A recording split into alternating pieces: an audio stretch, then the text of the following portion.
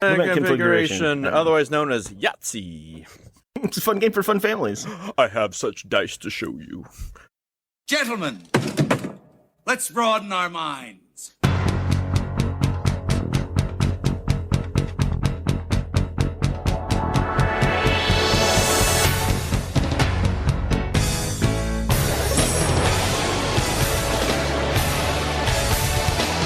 Are they in the proper approach pattern for today? Negative. Hold weapons! Now! Charge the lightning field.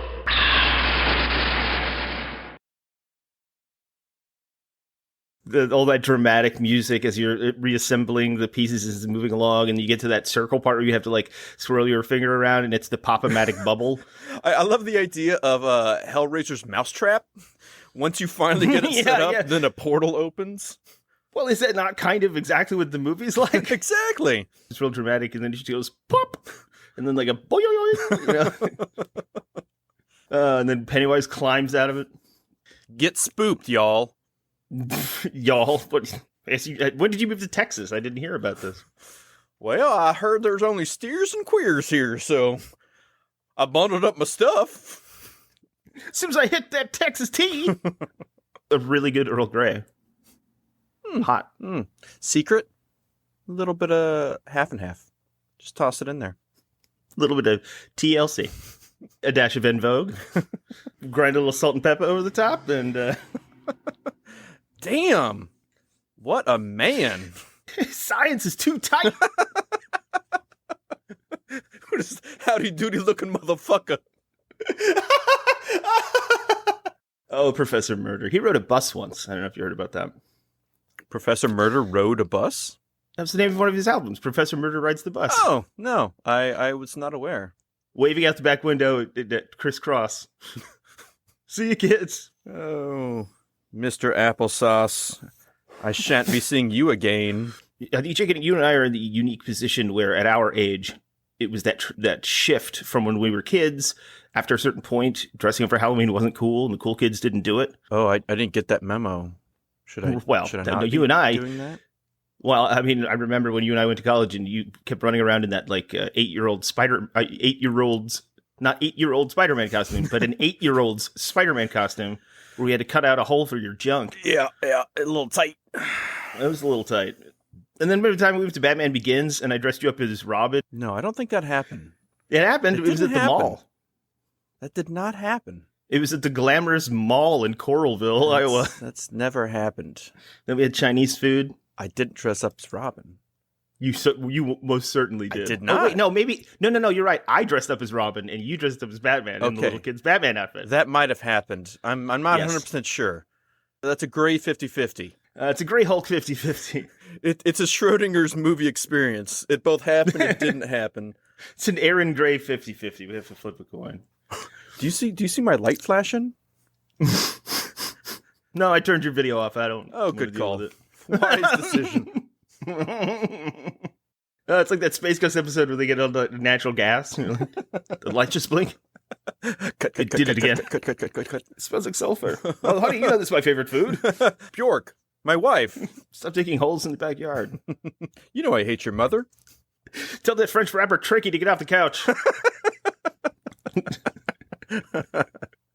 So great. I'm really sad we lost. What's his name? Who played him? I mean, I didn't lose him. He died. But I was wondering. You could just look in the box. Oh, I got this drawer. Fuck. Voiceover act. Oh, I see John Benjamin. Hey, John. What's he doing there? Get out of there! You're not supposed to be there. Little dancing man. You can't just climb on anything you want. H. John Benjamin? Critically renowned voiceover actor H. John Benjamin. Did you ever see that? What you spotting at? People ain't exactly swelling up in pride of counting you flipping flapjacks neither. God, we're a mile a minute today. I know, it's all over the place. Yes. This time, we're going to give you the bad horror movies that you need to see for various reasons that we'll lay out here. Yes, have some. Bad movies are, if not the backbone, then the flagella of the horror organism that exists in media. The semi-permeable membrane of all horror films. It kind of is. Like 80% of all horror is god-awful. But that's okay, because honestly, people that go out and make horrible horror sometimes are looked back on as geniuses, like Peter Jackson, for instance, or even Sam Raimi. A lot of those guys made really what at the time was considered terrible cinema, but now is considered, cinema verite. Not literally cinema verite, but you know what I mean. Yeah. High-class efforts of renowned and... Yes. Yes, mm-hmm. Mm-hmm. Can you imagine if there was a cinema verite Evil Dead? No, I literally cannot. I guarantee you that, like, push at the beginning through the woods would go way slower. Just them walking. You can hear them crunching leaves as they walk through. No. 20 more minutes. We'll get there. We'll get there. What about that car? It's always around. All the cut footage from Blair Witch Project, that's what it would be. Yeah. It's just yet another unused prequel to The Exorcist. The 17th one. This one's going to be good. Finally, we got it right this time. Is it good? No, let's release it. Fuck it, release all of them. The Snyder Cut set a precedent. Let's just let him loose in the city. All right, Snyder Cut's Exorcist prequel. I'll watch it. No, I don't know. Watch Well, it. maybe. I don't know. I mean, we'll watch it. I don't know if I would enthusiastically watch it, but even though he did make a good Dawn of the Dead remake. However, I think that was mostly James Gunn. Because a lot of the Snyder stuff in there is douchey. It is, but I do think there's a visual style that's going on that does lend itself to the project. It is a competent remake. It really is. And to let you know, this is Dispatch Ajax. I'm Jake. That's a Skip. Hi, I'm Skip. Hey, wow. Nah, we're past that. It's too late now, asshole. So Skip, tell me a little bit about how one man's trash becomes another man's treasure. I thought we were doing this thing about horror movies. Tell me a little bit how one man's horrific trash becomes another man's scary treasure. I only say that because I literally jumped into a dumpster yesterday and was hoping no one saw me. Well, no, it did until now. What happened? I don't think anybody saw me. Well, I mean, I'd accidentally thrown something away that I needed, and I went back with a cane to try and hook it, but I couldn't, so I just jumped in and then used the cane to climb out. It was fine. But there's really high sides, I mean, I'm 6'4", man. I could have gotten in there, you'd think, but no, those things are deep. I don't mean existentially. Deepest trash can I ever saw. Most exquisite trash. Speaking of the most exquisite trash, the entire premise of this, yes, is going to be movies that are sort of objectively terrible, bad movies you need to see, because there are several different criteria if we're going to judge things like this. My approach, methodologically, was sort of split them into certain categories. Movies that are so bad they're good, and that's why you need to see them. Movies that are so unbelievably bad, you're shocked that this was ever made, so you need to see it. And then movies that, even if they're not good, you'd be surprised at the weird things that are in them. A small example, and this doesn't apply because I think this one is a little too broad, but Leprechaun with Jennifer Aniston. You're like, really? Jennifer Aniston? Really? Oh, okay. Yeah. You know what I mean? Yeah, or what is the Return of the Killer Tomatoes that had George Clooney in it? Just going to say that next. Yes, you're absolutely, yes. You'd be like, wow, really? George Clooney? All right. Those are good categories. I was trying to come up with a rubric myself, and it's so broad, and it's so gaping. Keep going. Weeping. Yes. All right. I'm getting closer. You need to back off that camera, Jake. Turn the feed off. Turn the feed off. Cut it. Like they live. The corpse of Roddy Piper has just burst through the door. That was the alternate ending to Pontypool. Roddy Piper kicks the door down. Oh, that would have been awesome. What was your rubric like? When you think of bad movies, you think of things that are, wow, how did this get made? It's like so totally bug-ass insane. Mm-hmm. That is but not on the show, how did this get made? No, not that exactly. But wow, really? Someone gave them money for this? Right, yeah, exactly. Or you have the next evolution where there's a particular style of film and then poke fun at it, this particular genre or this series of films. Mm-hmm. but you can enjoy it because you've watched those previous films, so you're in on the joke. Or there are those movies that are just so terrible that you watch, with reverence, ironically. But I mean, some of these don't really fit in any of the categories, and some of them fit in all the categories. It'll be kind of a hodgepodge. I'm just gonna I'm not gonna shoot from the hip. I feel like placing a movie out there into the ether and then picking a particular reason why this film stands out rather than needed for it to be in a category. So if it feels right to jump into where you're at, I'll do that. Otherwise, I'll just let it explode out from me. We'll clean off the afterbirth and see what we got. Wow, I like how you ejaculated afterbirth. That's really the most bizarre. Oh, actually, there's a movie that's kind of like that. What is that? Anyway. A movie that's like ejaculating afterbirth? Well, not quite, but I mean, it instantly made me go to think of an underrated indie horror film that I thought was honestly pretty solid that deals with what is it? Similar I'm topics. intrigued now. I want to know. It wasn't even on my list, but now I should say something about it. You want to start us off there, Honcho? Sure. I think a certain... All right. Okay. Shake out the sillies. Yep. Get a bit of that evil out real quick. A bit of the old ultraviolence. I'm going to go with maybe what you might call a polished turd. From 1991, it is Mind Warp. This is a film I'd never heard of until a few years ago. Nice. And we happened to watch it in our bad movie viewing group, and it's actually quite fun. You don't really know where things are going or what's happening. The idea that it starts out in this post-apocalyptic year of 2037. Whoa. And no one will be alive by then. It's all changed by that year. No more Bushes are ruling by that point. But people are kind of getting jacked into a Matrix VR world. Oh, and this is pre-Johnny Mnemonic? Yes. Mnemonic was what, 90? Oh, it was it was 94 or something like that. Johnny Mnemonic, 95. Oh, wow. Okay. Yes. Right. This is 4 years before. And the main protagonist, she's kind of not really feeling what's going on. She's a little adrift as to what is really happening behind the scenes. Is an evil AI kind of ruling everything? She feels the need to rebel against this and finds herself out in the post-nuclear wasteland where she meets a young Bruce Campbell.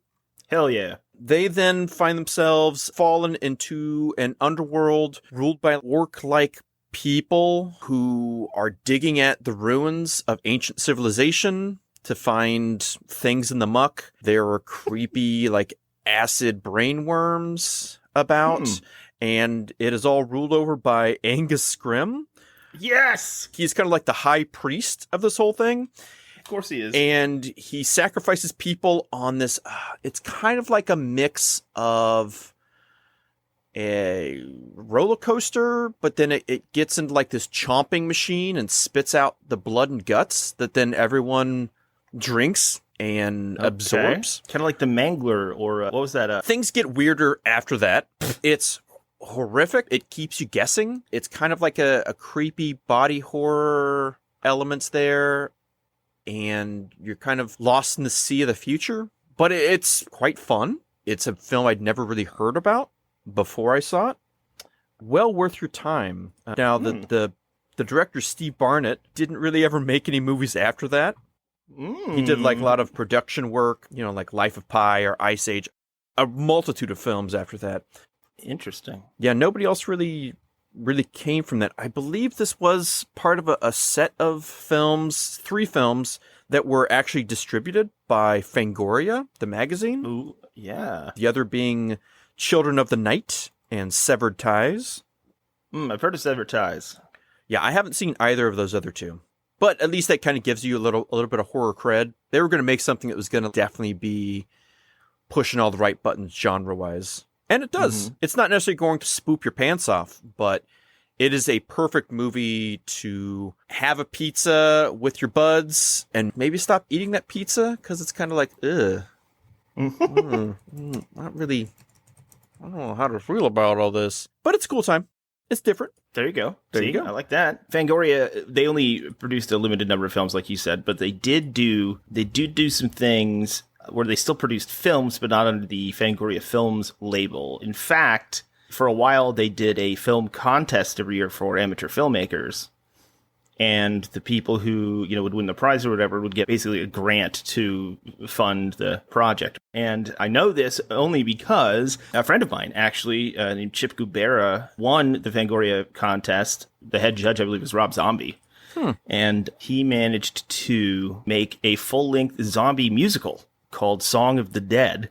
And I remember in it, he had one of the actors from Phantasm. Now, it wasn't Angus Scrimm. It was a Phantasm actor. But anyway, that's the only thing I could think of. He did, I can't remember which one it was. But anyway, yeah, so. Yeah. And also looking at this, one of the other produced films was Children of the Night, which I said I hadn't seen, and then I looked at it, it's like, oh no, I totally saw this. That is a bad horror film that doesn't deserve to be seen. Good. Moving along. Okay, so let's see. How about this? Let me open this up real quick because I have like maybe three, but like the second and third ones are related to each other, kind of.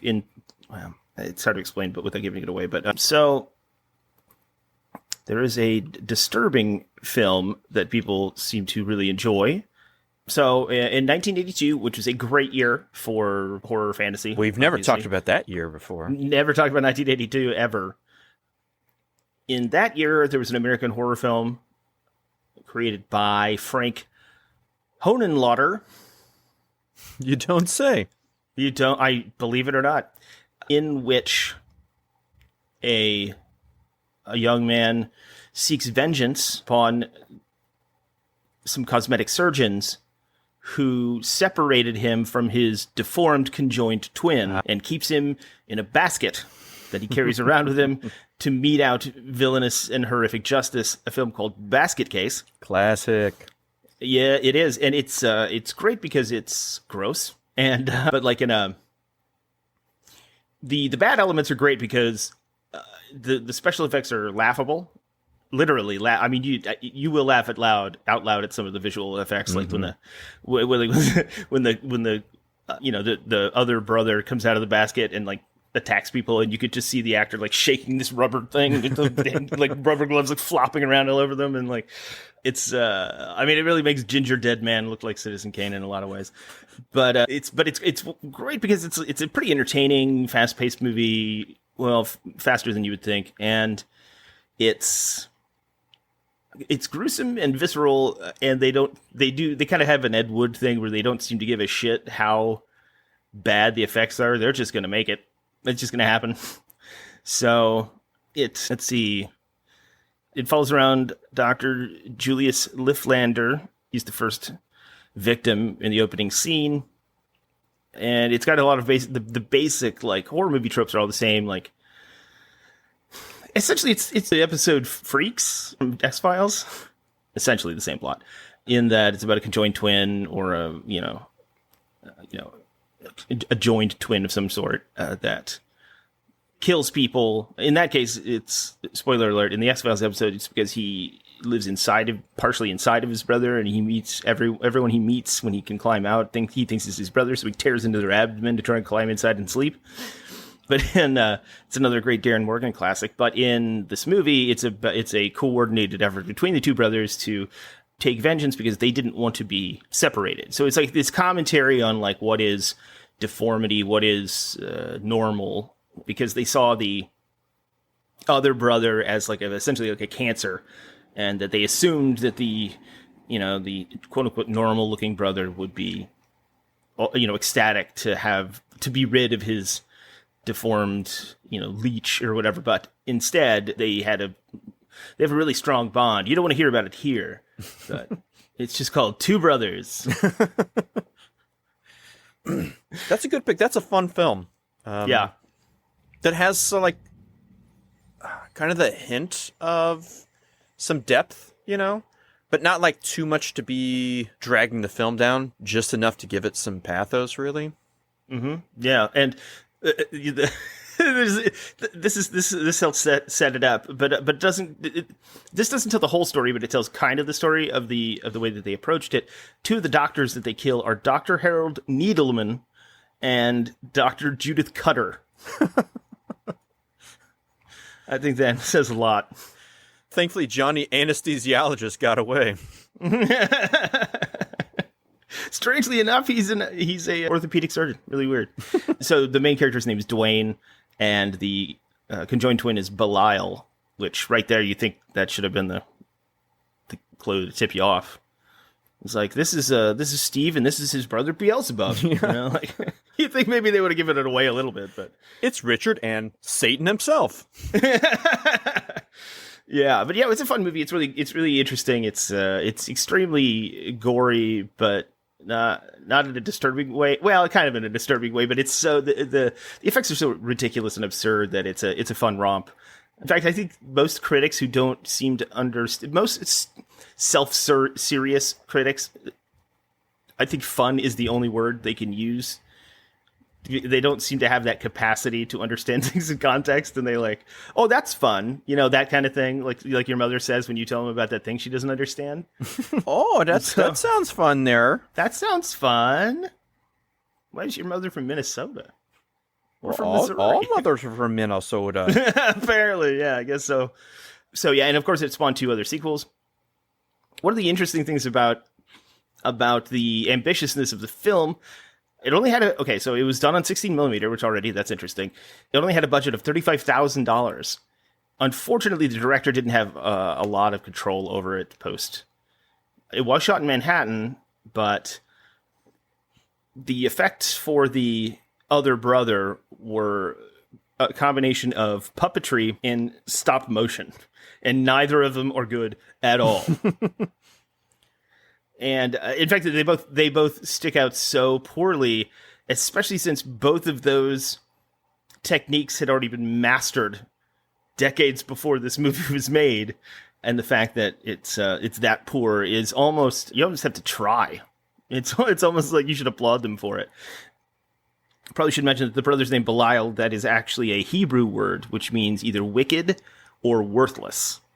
And so I think they're playing on the ambiguity of which one it is. And I think that actually leads a lot into its motivation. Like, the audience would see him as wicked, but the character itself would see him as worthless, an outcast, and is now trying to make his mark on a wicked world. I think that's interesting. So I think it's a good midnight type movie that's worth checking out. And I don't know where you can get it today. I know there's a DVD of it put out by Image Entertainment, but that one's out of print. And then there was a special edition in 2001, and the Blu-ray was released in 2011. And interestingly enough, the Blu-ray was edited, produced, and released by Henenlotter, and he went back and fixed a lot of the issues with other releases. It was taken from a 35mm print of the original 16mm, so they blew it up, and then he had actually thought he had lost it, but then recovered it, and so they managed to make a much more palatable version of it. So yeah, they definitely touched it up, and you can get that on Shudder. You can get it on Canopy. It's on Tubi, but this will also give you a taste of how well it's guarded at this point. Is that it is currently on the Criterion Channel as well. Whoa, nice. Yeah. So I have no idea what those people are thinking at any point. Basket Case has some chops. Sure does. A film So that's similar to it, just I wanted to bring up because I'd kind of heard had some similar elements, but a little different. Kind of an underground, grindhousey film was Night Feeder from 1988, shot directly on video. It is. It's supposed to be kind of like it's supposed to be kind of boarded baby. Goes on the attack. Goes wild. Well, technically, no, this one isn't the aborted baby. That's a different film. This one is just like, it's a creepy baby monster who's attacking, San Francisco during like the punk scene in the 80s. It's real bad. It's not worth your time. Like it. Don't bother with it. I'd seen it on lists of like, oh, hey, check this out. You're looking for something different, I was. I didn't find what I wanted to with this. I'm still looking. Yeah, don't bother. Definitely go see Basket Case, though. It's worth your time. Mm-hmm. It is worth your time. Go for it. What's yours? Let's see. I have like a ton of films. maybe the man, the myth, the legend, Mr. You Horror already himself. said Bruce Campbell. Oh, okay. Mr. Stephen King. Ugh. He's done quite a bit of really high-quality horror. The masturbator of horror, you mean? You know, whether you love him or hate him, he has had a huge influence on horror. On a lot of people who have surprisingly bad taste. Oh, come on, not all of his stuff is bad.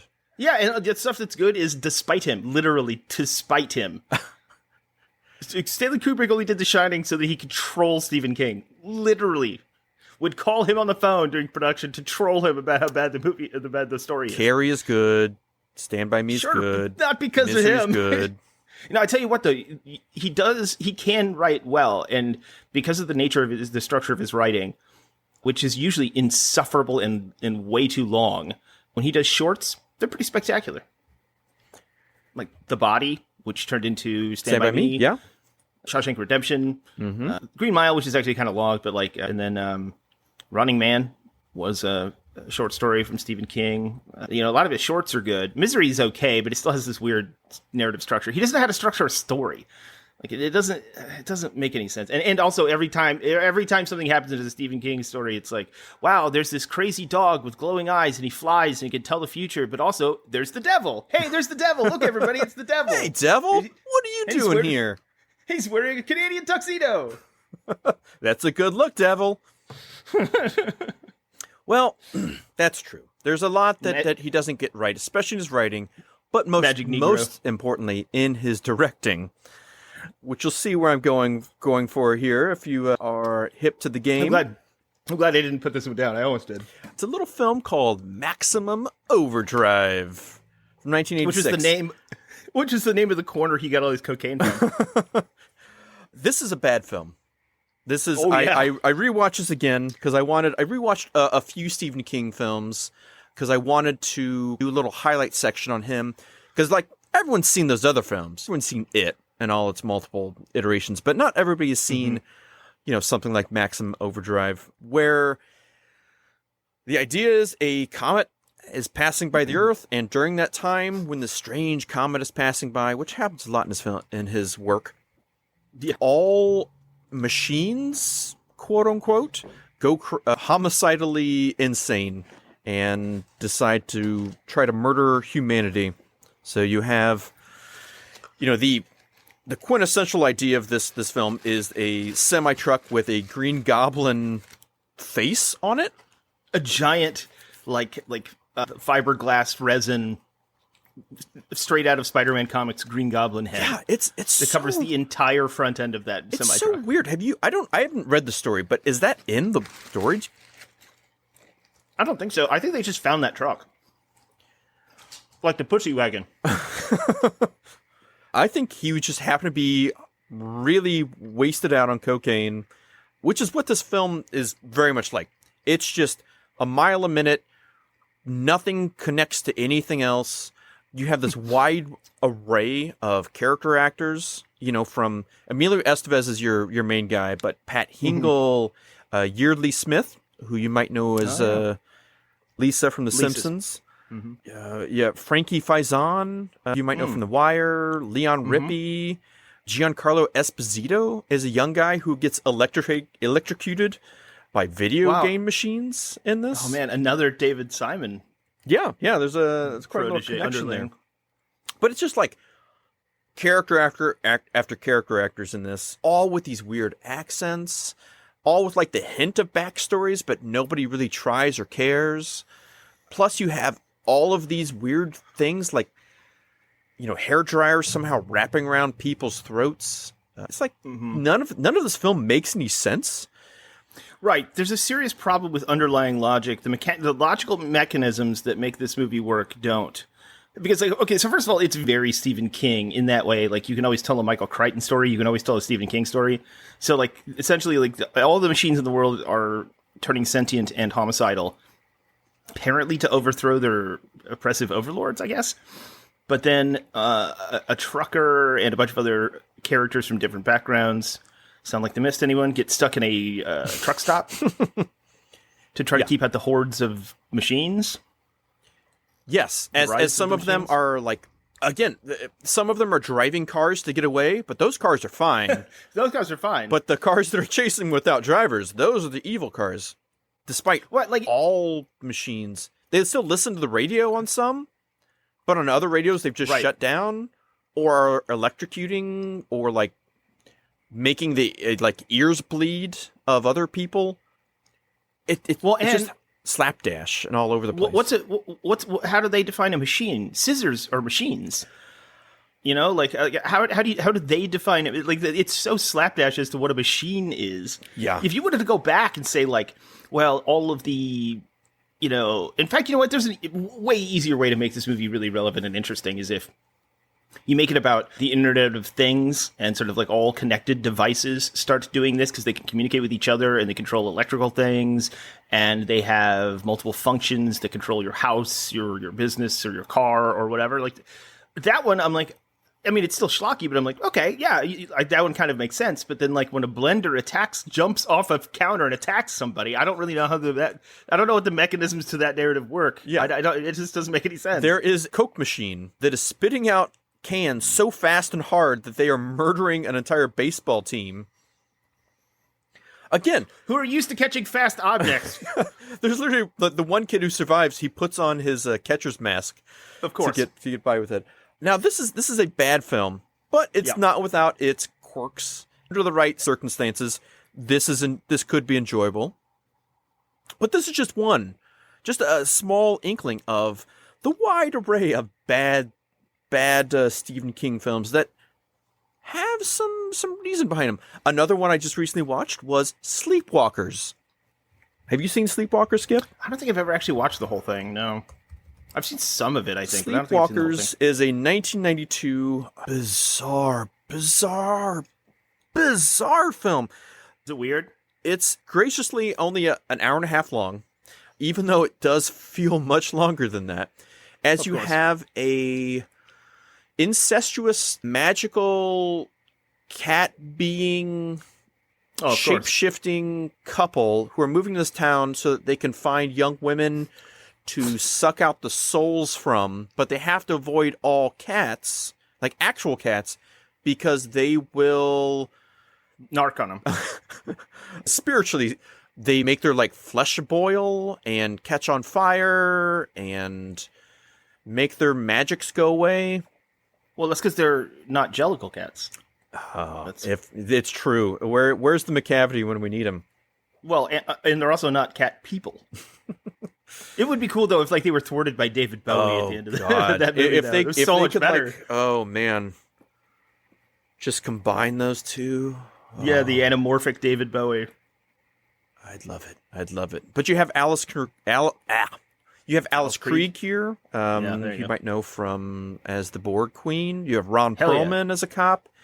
Dan Martin. You have Luke Skywalker himself under these like sweaty mustache and huge cop glasses. Oh, there was that era where he had that mustache like in body bags. Yes. Yeah. This is just that time where he's like, look, I'm different. I'm not him. You have, for some reason, Mick Garris, who's the director. He decided to put in a lot of directors in this. John Landis, Toby Hooper, Clive Barker, Joe Dante. These are all actors who pop up in various, one-away. Plus, Stephen King has to pop up. Because he can't. He's very M. Night Shyamalan in that sense. He's always has to be in his projects, except for the last one I'm going to mention. But this is it's cat-tastic, and it is just wild as hell. I think I know where you're going. Is this Stephen King as well? Oh, well, I was talking about Sleepwalkers, but... Oh, okay, I'm sorry, yes. Keep going. I was going to talk about 4 quick in succession Stephen King films that are so weird and bad that they're worth seeing for different reasons. Mm-hmm. So Maximum Overdrive is just bad, but kind of stupid fun.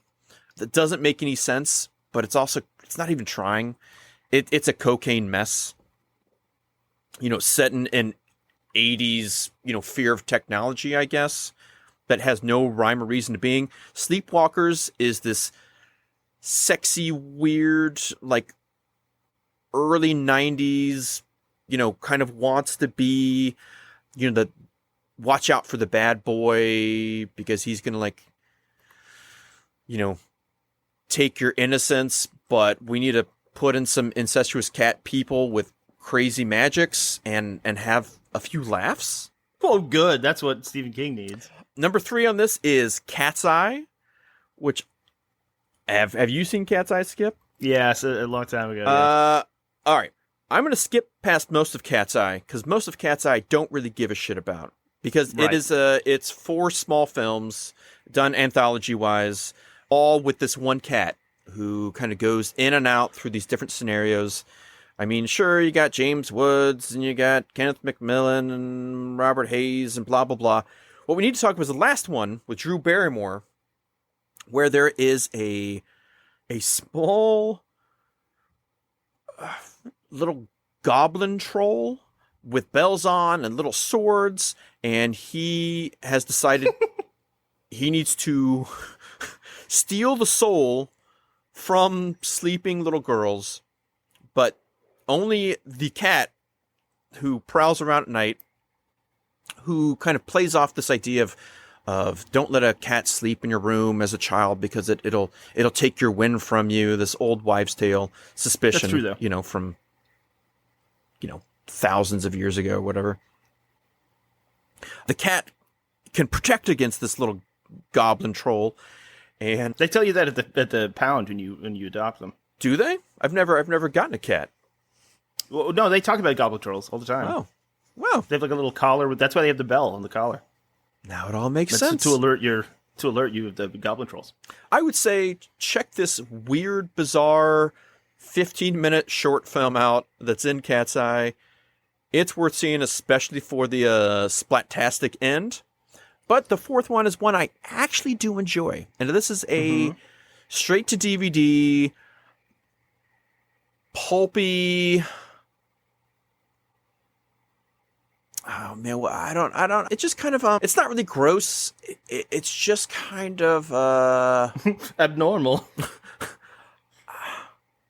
I don't know. I love it. I'm a fan of it. And it is called Stephen King's The Night Flyer. Oh, man. Okay. Yeah, no, it's funny. When you asked me, you texted me earlier, what Stephen King movies was I going to do if I could guess? I was literally thinking Langoliers or Night Flyer. And then I was like, nah, it's too easy. I'm going to go with The Mist. Damn it. I like this story of it's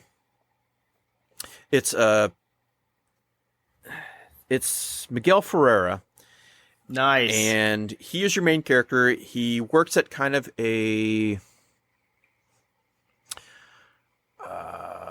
tabloid press, kind of like Bat Boy, and No, nice.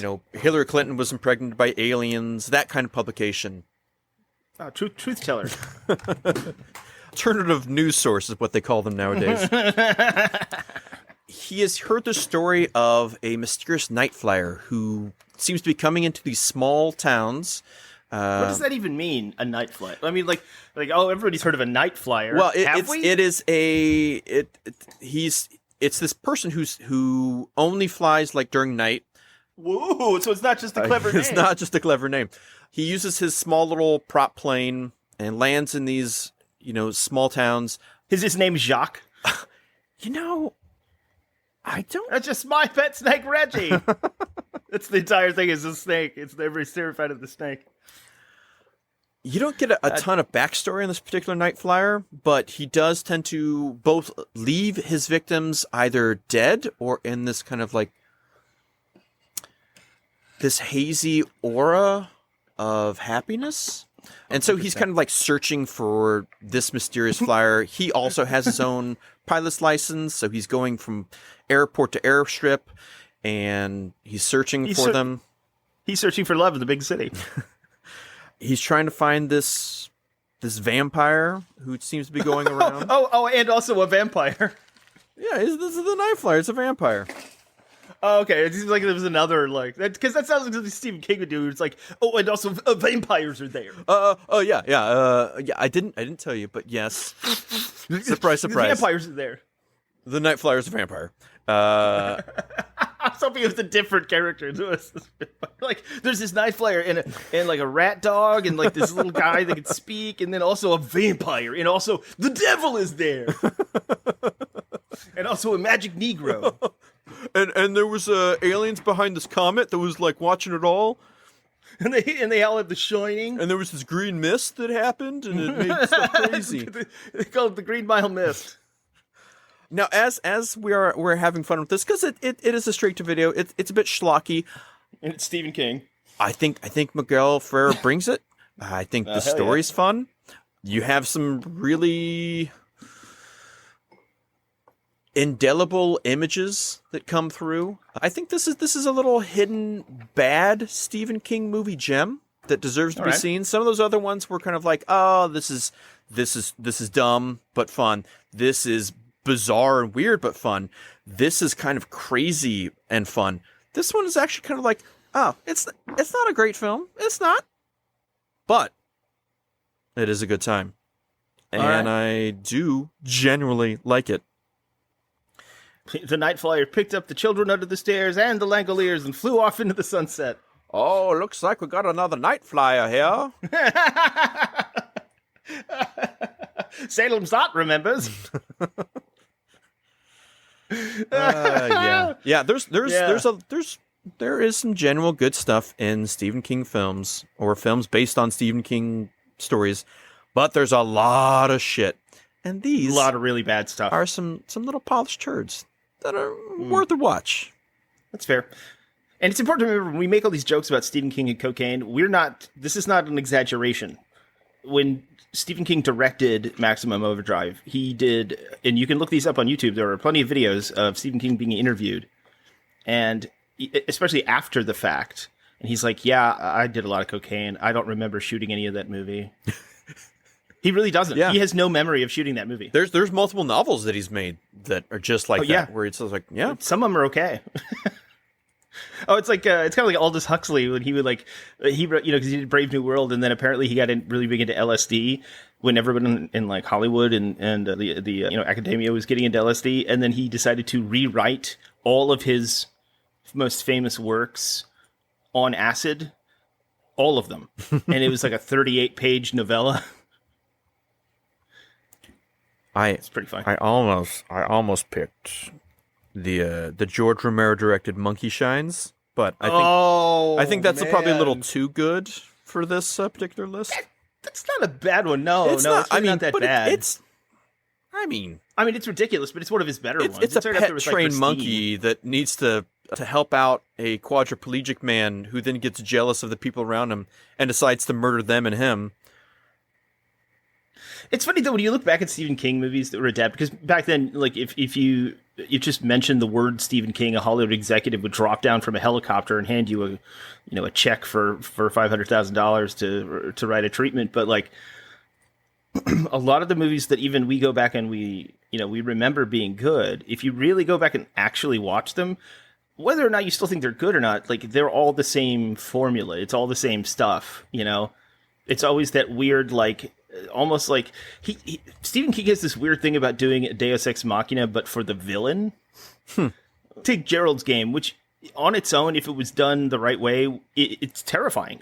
Abusive husband, even though I don't like the fact that they demonize sexual predilections people have, because it's not. No, well, S&M isn't about it's being not mean weird to your partner. Or no, that guy's just an asshole. But it really makes it seem like he's like condemning S&M, because it's not even real S&M, like just light bondage. Like he just tied his wife up when they went on like a retreat to sort of rekindle the romance in their marriage. But then he has a heart attack and dies on top of her. Right there, that's fucking terrifying, and that's a great premise for a horror film. And then for a while it is until the devil shows up.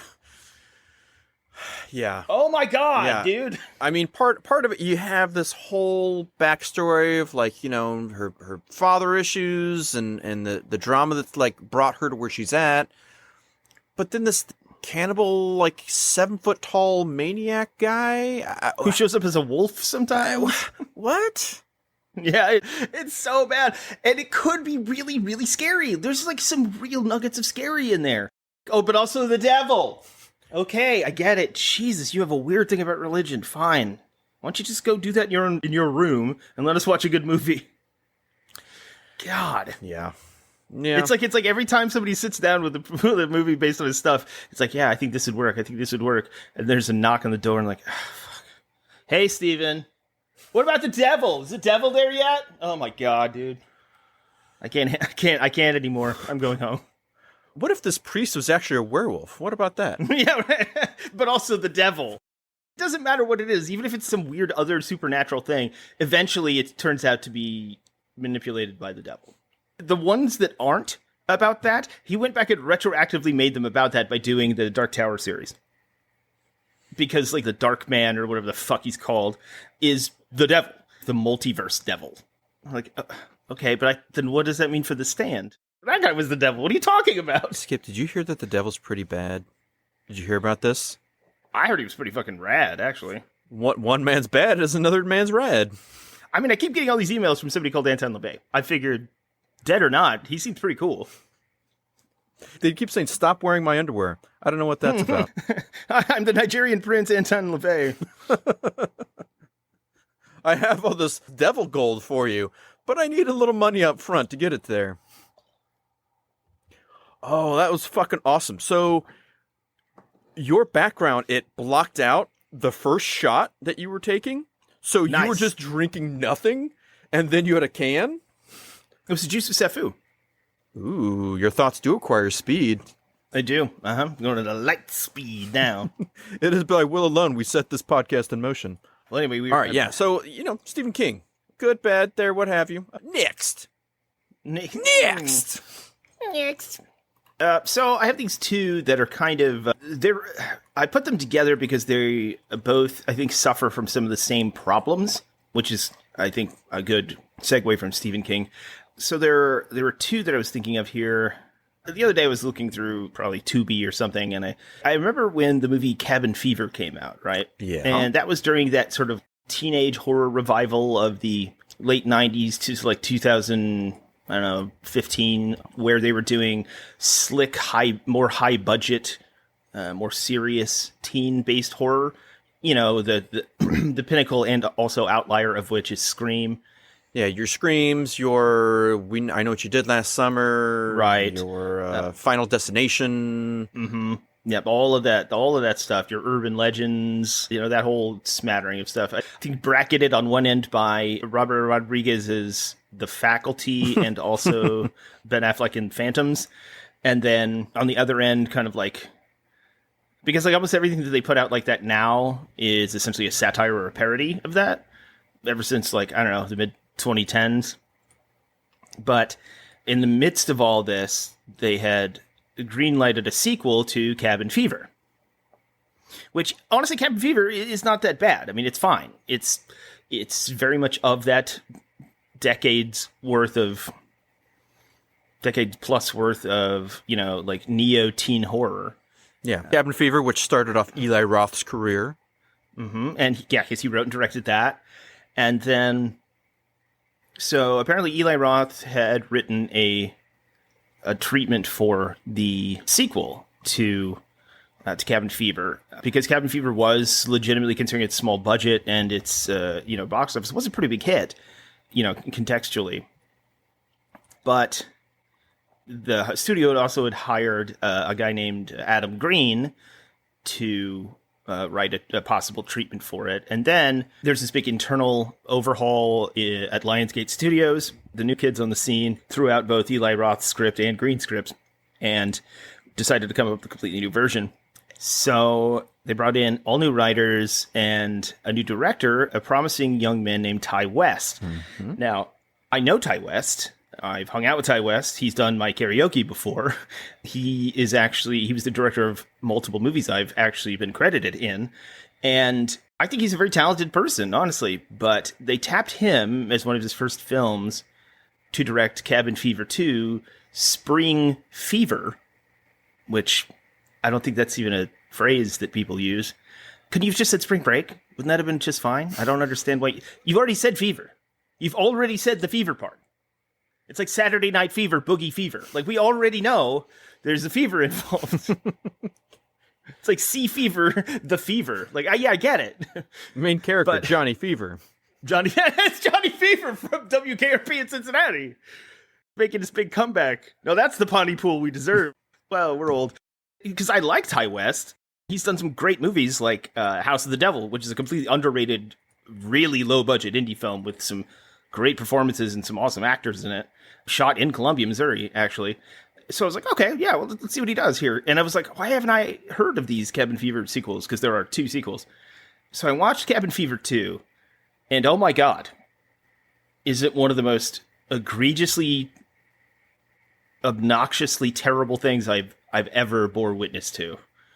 And I went to art school, so like the reason I mention it is because when watching it, it's this really, really, really weird pastiche of directors that you can tell that he admires.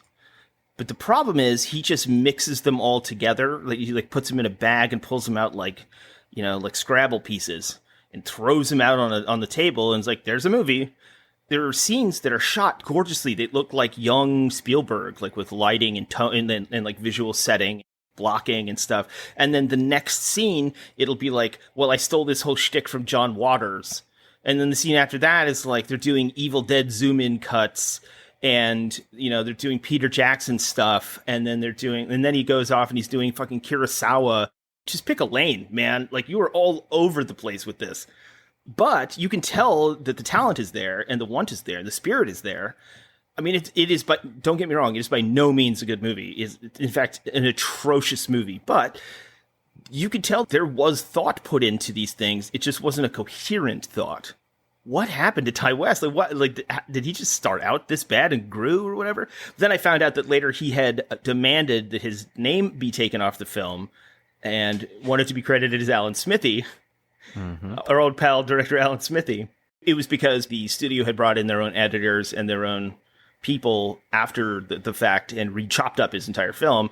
And so it was completely incoherent and a complete mess. Unlike David Ayer, yeah, they chopped up your movie, but your movie was going to suck, so I don't give a shit. You don't have any room to fucking complain, okay? And then after that, I was thinking about other films that I had seen that suffer from the same problem. It received almost the exact same criticism that I was throwing at Cabin Fever 2. A 1994 supernatural thriller. And you're never going to guess what this is. Can I have another hint other than that? I mean, that's a yeah, pretty I'm wide... It's a canon film. Canon film, 1994. It's a cop drama. And a supernatural thriller. And a martial arts action flick. Okay, all right. Okay. Is it... Okay, I'm not going to look any of this up. I'm just going to go off the dome. Of course. Is it Neon Maniacs? Do you want one more hint? Hold on. Is it Ninja 3? It is not Ninja 3, but that is a good guess. Is it Silent Rage? It is not, but that is also a good guess. You want a hint? Okay, all right. My clues have been thus far 1993, 1994, canon, supernatural, thriller, cop drama with martial arts. Mm-hmm. All right, one more hint. The director's name is Aaron Norris. So it's got to be a Chuck vehicle. There you go, baby. You're But you're it's on not the right Silent path. Rage, which I was not Silent close Rage. there. You were very close. You were very, very close. You're the razor's edge there. It's a little film called Hellbound. Actually, I have not seen Hellbound. I am aware of Hellbound, but I've never actually seen it. Think of like End of Days, but before End direct-to-video. So like Alien Nation is to I Come in Peace, as End of Days is to Hellbound, except End of Days sucks too. Although Alien Nation's actually pretty good. it does have that fucking killer scene where they introduce the devil. That's pretty cool. Yeah, where he just walks up in a restaurant and puts his hand down this woman's shirt, cups her breast, and makes out with her, and just walks away. Of course, Done he by likes that, Gabriel you Byrne. creep. I mean, that's a baller scene to just like open up, The devil's horny. He's in town. He's going to make out with this lady and then just walk away. No words, barely any looks, just happens. She's smitten. He's out.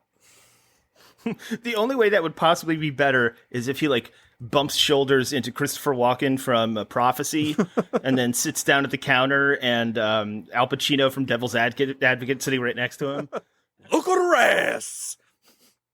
Hooah! The scent of the devil. The scent of the It devil's is days. The Advocate. So this movie does star, of course, Chuck Norris, a B-movie actor named Calvin Levels, which he didn't do a lot, but he was in a couple of films that were okay. And then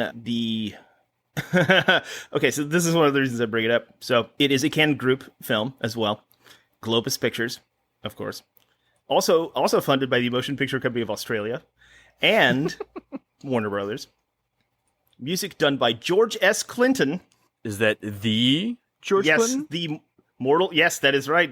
Mortal Kombat. I'm pretty sure he's the same one as the P-Funk All-Stars, if I remember right. That George Clinton, yes. Wait, is that right? Or is that the same person? No, 'Cause this I know, is the American composer George S. Clinton.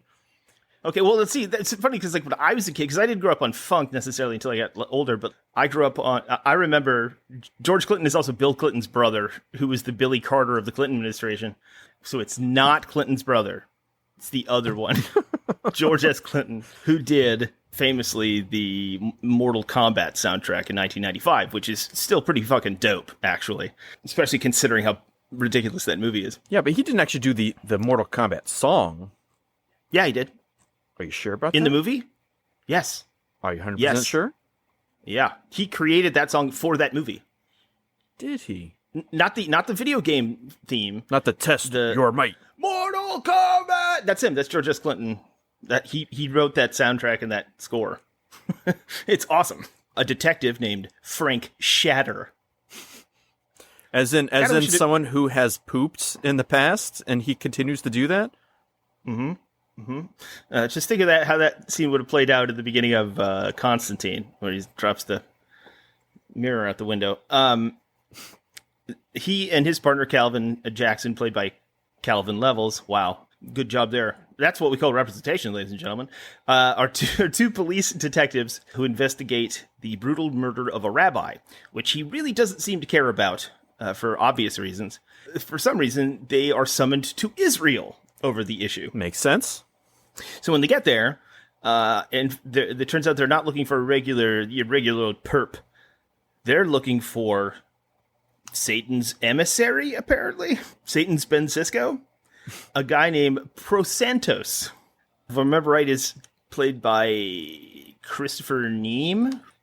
The beginning of the movie starts out with Richard I and a bunch of knights trapping this demon wizard into a tomb, which is then unearthed later on by an archaeologist who then has his body possessed, and then he becomes Cosantos. Oh yeah, this is what I was thinking of. Yeah, he plays the villain in the unfinished Douglas Adams written Doctor Who serial episode of the Tom Baker run of Doctor Who in 1979.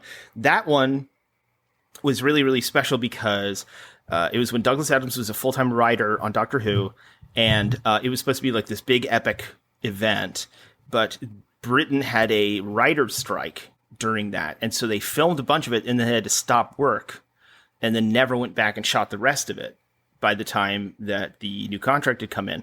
And so it's only like half of them, well, not half and half, it's like there's huge chunks missing out of it. And they recently used all of the original actors, including Tom Baker, to do an animated fill-in for the scenes that are missing in 2017. But yeah, that's the guy I was thinking of. He was in Doctor Who. He was in Lust for the Vampire, Dracula 80, 72. He did a bunch of Hammer stuff, essentially. Bring the hammer down. He played Kaiser Wilhelm in a drama called Edward VII. Kaiser Soze Wilhelm. Yeah, he was in License to Kill, Ghostbusters 2, Edge of Honor, Suburban Commando, Hellbound, The Prestige. He was in The Prestige. So what's this film about, Skip? Okay, yeah. We went down a rabbit hole of this guy. So this movie starts out in the 12th century. It's like 1159 or something like that. It jumps around a lot, but Richard I has cornered this demon wizard thing. Let's just call him the Warlock, because it's a lot like that character. And then locks him in a tomb, and then this archaeologist... in fact, it's basically the opening scene of X-Men Apocalypse. Okay. It's almost identical to the opening scene of X-Men Apocalypse, All actually. right. And then, of course, now he's in present-day Chicago. And then somehow he gets to Israel. So then they get summoned to Israel, the two cops, and they're supposed to try and track him down. This was like during that weird phase and I don't think he's ever grown out of it, where Chuck Norris went super hardcore born again. And so the dumbest part is because like it is his brother that's directing it. And there's so many movie references in this that he's literally just stealing styles from other directors. He's not paying homage, or he's not doing a Tarantino thing.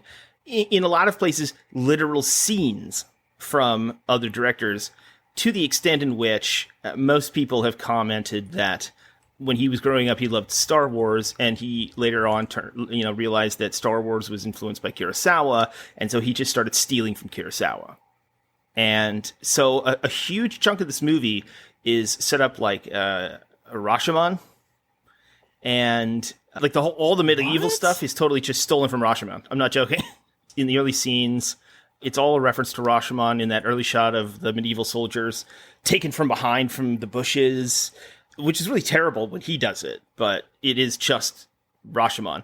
And all these scenes near the beginning of Rashomon establish the hidden plot and the doubt of the whole affair. But in Hellbound, because in Rashomon it's really complex, it's layered, and there's a lot of like sort of hidden motivations and things you have to like peel away. But in this one, it's just like, hey, Satan's bad. That sucks. So let's kick this guy's ass.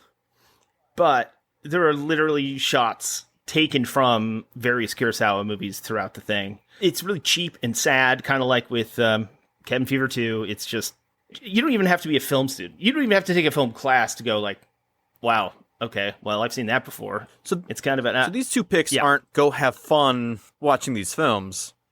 Yes and no, because like there are fun elements to both of them, and especially this one, because on top of the fact that artistically it's a little corrupt, it is still an 80s cop schlock film, or 90s cop schlock film that feels like an outdated 80s cop schlock film where Chuck Norris is just running around roundhousing people and shooting guns, but also the devil. Hey, did you guys hear about this? Huh?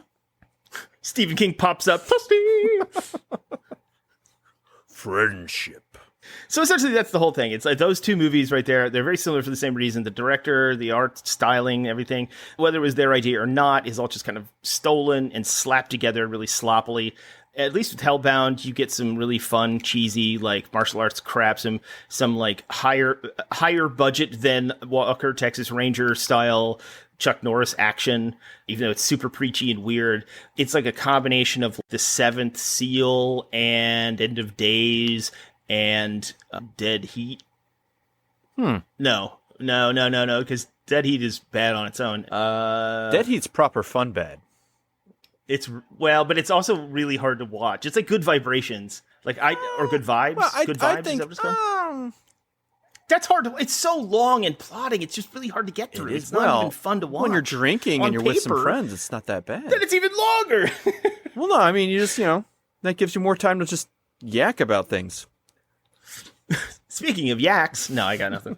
Yeah, if you do like this, you'd like more, please hit the like button on whatever app you're at.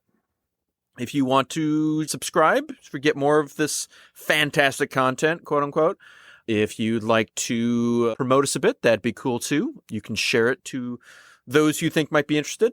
And if you'd like to write a little 5-star review on or whatever podcatcher you use, that would greatly help our visibility and spread the word about us. Spread the good word. Yeah.